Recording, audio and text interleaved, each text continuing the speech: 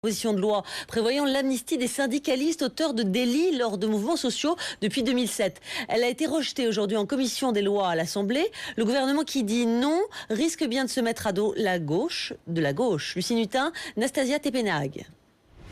Incompréhension, colère et questions pour l'aile gauche de la majorité. Pourquoi le gouvernement ne soutient plus le texte? Il l'avait pourtant fait en février dernier au Sénat. Est-ce une faveur faite au MEDEF? Ou bien y a-t-il tout simplement un malaise après les débordements des manifs anti-mariage gay?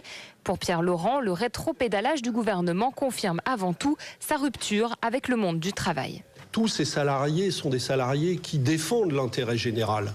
Et l'acte que nous avions proposé au Sénat, et c'est pour cela qu'il avait été voté, était un acte de justice à l'égard de ces salariés et de ces syndicalistes très souvent poursuivis par la direction de leur entreprise. Plus tôt dans la journée, le texte a été rejeté par la commission des lois de l'Assemblée. Une erreur selon le député PS Patrick Mennucci qui a voté contre l'avis du gouvernement. Parfois, il faut savoir dire les choses clairement. Moi, je représente une circonscription ouvrière, une circonscription où il y a énormément de gens qui ont lutté pendant toutes ces années et je veux être en cohérence avec mes électeurs. Des voix discordantes au sein de la majorité, les communistes en espèrent d'autres, même si l'amnistie sociale a de grandes chances d'être à nouveau rejetée lorsqu'elle sera examinée dans l'hémicycle le 16 mai. En attendant, ils appellent au rassemblement les 1er et 5 mai prochains.